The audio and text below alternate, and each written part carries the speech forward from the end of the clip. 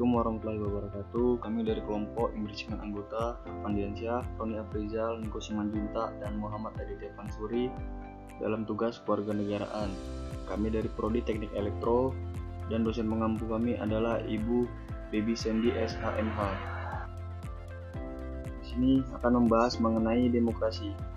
Apa itu demokrasi? Demokrasi diambil dari kata demos dan kratos. Demos berarti rakyat dan kratos berarti kekuatan. Dan jika digabungkan maka demokrasi adalah kekuatan rakyat atau yang biasa disebut dengan rakyat yang berkuasa.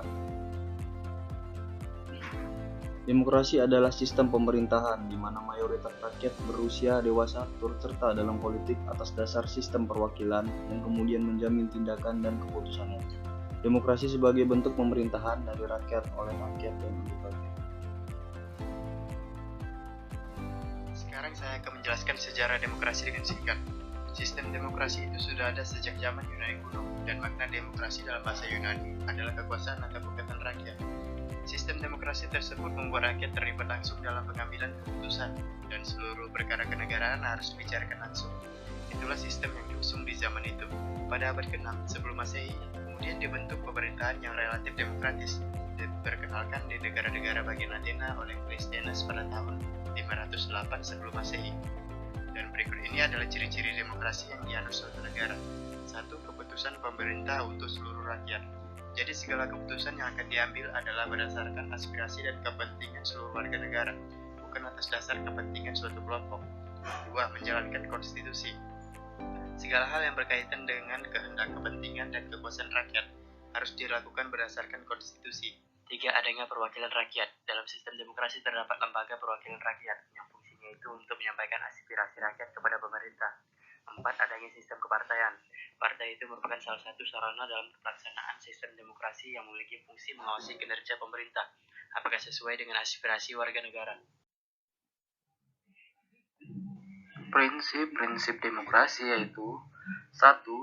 Negara berdasarkan konstitusi. Konstitusi atau undang-undang adalah suatu norma, sistem politik, dan hukum yang dibuat oleh pemerintah secara tertulis. Yang kedua, peradilan tidak memihak dan bebas.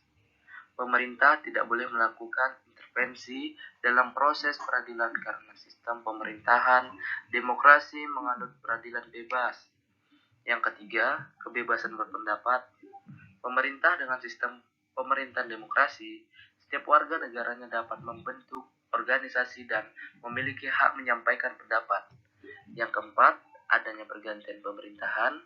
Sesuai dengan pengertian demokrasi, pergantian pemerintahan dilakukan secara berkala, sehingga meminimalisir penyalahgunaan kekuasaan, korupsi, kolisi, dan nepotisme.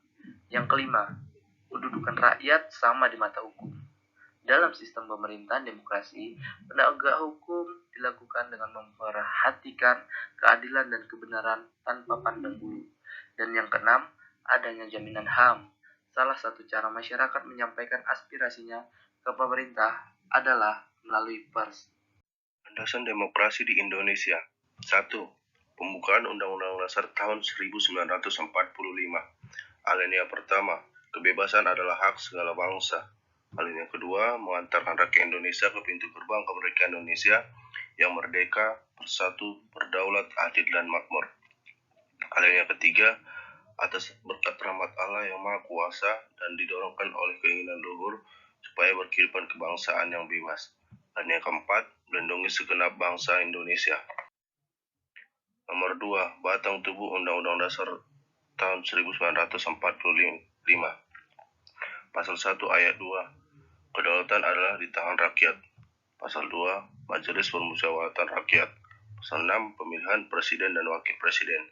Pasal 24 dan 25, peradilan yang merdeka. Pasal 28, kemerdekaan yang berserikat dan berkumpul. Nomor 3, ketetapan MPR RI nomor 17/MPR/1998 tentang hak asasi. 4, Undang-Undang nomor 39 tahun 1999 tentang HAM. Terima kasih atas perhatiannya. Wassalamualaikum warahmatullahi wabarakatuh.